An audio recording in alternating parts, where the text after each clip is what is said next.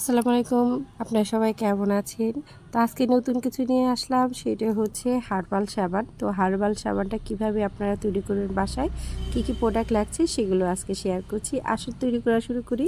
বিসমিল্লাহির রহমানির রহিম। তো আমি ইউটিউবে অনেক দেখলাম যে স্কিন কেয়ার সাবান হলে ভালো হয়। তো এইটি হচ্ছে আপনার নিম পাতা চেনেন না এমন মানুষ হয়তোবা একবারে খুঁজে পাওয়া যাবে না। আমি নিম পাতাগুলো ঘরে শুকিয়েছি, অর্থাৎ রোদ্রে না দিয়ে কাঁচা নিম পাতা ব্যবহার না করে আমি ঘরে শুকিয়ে নিম পাতাটাকে শুকনো করে নিয়েছি।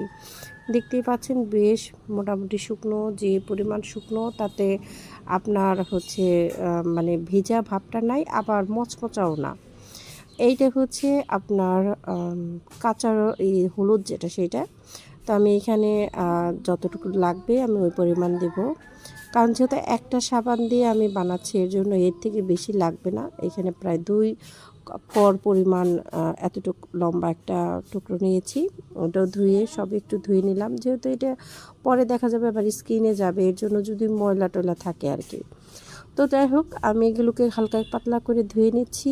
আর এটাকে দেখতে পাচ্ছেন যে পরিমাণ মানে রেডি করছি, তাতে একটা সাবান দিয়ে যেটুকু হয় আর কি, ছোটো যে মোল্ডে করব। তো আমি এটাকে ব্লেন্ড করে নেব।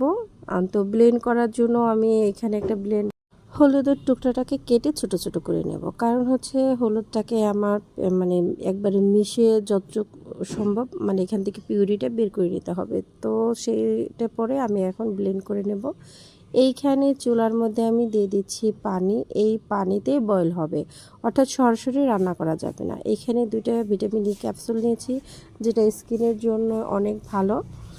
আর এরকম একটি কুসকো সাবান যেটাকে বলে, এই ধরনের সাবান নিয়েছি, যেটা গ্লিসারিন সাবান বলে। এই সাবানগুলো লাগবে। এই সাবানগুলো খুব সুন্দরভাবে গলে সাবানটা রেডি হয়ে যাবে।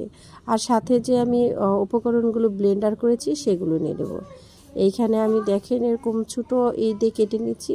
এটা আরও বড় করে টুকরা করলে দিলেও হয়, তো আমি বড় টুকরা দিলাম না, কারণ হচ্ছে আমি এইভাবে করে নিলে তাড়াতাড়ি হয়ে যাবে।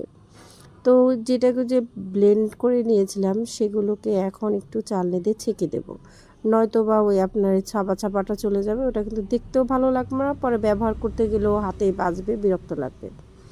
তো আমি এরকম একটা স্ট্যান্ড নিয়ে ছাঁকনিতে ভালো করে চেপে চেপে ছেঁকে নিয়েছি। দেখতেই পাচ্ছেন চেপে চেপে যতটুকু সম্ভব ছেঁকে নিয়েছি। তো এটাকে কিন্তু আপনার খুবই একটি মানে কি বলবো, আয়ুর্বেদিক একটা সাবান হয়ে যাবে কিন্তু এই সাবানে। তবে এই পানিটাকে দিলাম হালকা একটু গরম হওয়ার পরে, কিন্তু আমি এই সাবানগুলোকে দিয়ে দেব। তো পানি যদি একটু বেশি হয় ভয় পাওয়ার কিছু নাই, মোটামুটি লিকুইড হলেও সুন্দরভাবে জমে। আপনারা দেখতেই পাবেন আমি খুব সুন্দরভাবে দেখানোর চেষ্টা করেছি। সবগুলোকে দিলাম, এখন নেড়ে চেড়ে এটাকে গালিয়ে নিচ্ছি। এটা বেশি লিকুইড হয়ে গেছে। আমি কিন্তু ওই এর থেকে ওই যে আপনার আয়ুর্বেদিক যেইটা রেডি করেছি সেই থেকে কিন্তু অল্প একটু পানি দিয়ে আবার দিয়েছি। এখানে আমার যে কেকের মোল্ড ছিল সেই মোল্ডের মধ্যে নারকেল তেল মাখিয়ে নিচ্ছি, উঠতে পরে সুবিধা হওয়ার জন্য। আমি এখানে 3টা নিয়েছিলাম, পরে আরও একটা লেগেছে, মোট 4টা। তো এখানে একটু নারকেল তেল দিয়ে দিলে ভালো হয় কি, আপনার পরে দেখা যায় কি ওই লেগে থাকে না। এটা এমনিও অনেক পাতলা মোল্ড, এটা যেহেতু ওভেন প্রুফ মোল্ড, এর জন্য কিন্তু বলটা কিছু হবে না।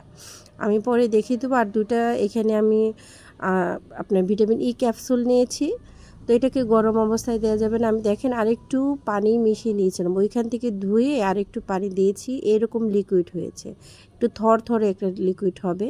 তো এই লিকুইডটা হওয়ার পর আমি এটাকে নামিয়ে নিয়ে তারপরে হচ্ছে ওই ইটা দেব। দেখেন নিচে পানি কিন্তু বলকাচ্ছে। আমি এখানে স্টিলের একটা পাত্রে দিয়েছি, আপনারা কাচের পাত্র দিলেও দিতে পারবেন।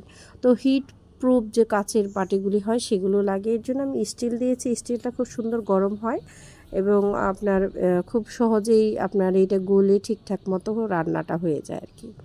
তো এটাকে আপনার ডাবল পট যে এটা হয় সেটা দিয়েছি, দেখতে পাচ্ছেন। নির্দিষ্ট এরকম যখন হবে তখন নামিয়ে নিয়ে এই গরম থাকা অবস্থায় কিন্তু আপনাকে ভিটামিন ই ক্যাপসুলটা দিয়ে তারপরে হচ্ছে মোল্ডে ঢেলে দিতে হবে।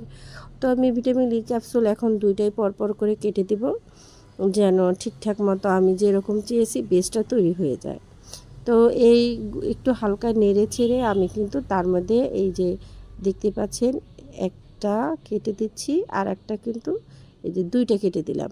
তো এই 2টা দিলাম, একটা দিলেও হয়, আমি 2টাই দিয়েছি যেহেতু আমি নিজেরাই ব্যবহার করব, এখানে বেশি সাশ্রয়ের ব্যাপার নাই। শখ করে বানাচ্ছি, তারপর কেমন হয় রেজাল্ট তারপরে দেখে ভবিষ্যতে হয়তো বা নিজেরাই নিজেদের পছন্দ মতো বানিয়ে নিতে পারবেন। খুবই সহজ। আমি কিন্তু নিজেও খুব ভয় পেয়েছিলাম যে হয়তো বা এই এক্সপেরিমেন্টটা হয়তো বা ঠিকঠাক হবে না, কিন্তু মাশাআল্লাহ রেজাল্ট পেয়ে আমি ব্যক্তিগতভাবে অনেক অনেক খুশি। কারণ হচ্ছে আপনি একটা জিনিস যখন তৈরি করবেন সেটা যদি ঠিকঠাক হয়, তার মানে ফিলিংসটাই অন্যরকম। যাই হোক, যারা আমার ইউটিউব দেখেন, চ্যানেল দেখেন, তাদের জন্য এটা হয়তো অনেক উপকারে আসবে। কারণ অনেকেই আছে স্কিন ড্যামেজ, তারা কিন্তু এই ধরনের সাবান ব্যবহার করতে পারবেন। এখানে আপনার অনেক রকম জিনিস দিয়েই কিন্তু আপনি সাবান তৈরি করতে পারবেন। আমি যেহেতু আমার বাচ্চাদের জন্য করলাম বা নিজেও ব্যবহার করি, আমি মুখে যখন আমার বাচ্চা দিল, হলুদের কারণে খুবই সুন্দর একটা ব্রাইটনেস এসে পড়েছিল। আমি না খুবই মানে খুবই ভালো লেগেছে আমার।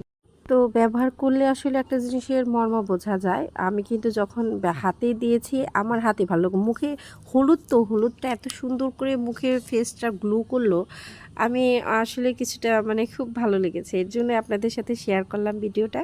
আশা করছি এই মেথডে আপনারা খুব সহজে বাসায় অল্প কিছু উপকরণ দিয়েই সুন্দর সাবান তৈরি করতে পারবেন। দেখেন 4টা সাবান হয়েছে। তো এটা যেহেতু স্টার টাইপের হয়েছে, এর জন্য সাবান বেশি হয়েছে। আপনারা যখন স্কোয়ার করবেন বা গোল শেপ করবেন তখন কিন্তু এতগুলো হবে না, হয়তো 2টা হতে পারে। যাই হোক, খুব সুন্দর হয়েছে, খুব ভালো হয়েছে। আপনাদের সাথে শেয়ার করলাম, দেখেন কীরকম ফেনা হচ্ছে। আর হলুদ থাকার কারণে কিন্তু স্কিনের জন্য এমনি অনেক ভালো। ভিটামিন ই ক্যাপসুল দেওয়া হয়েছে স্কিনের জন্য, সেটা ভালো।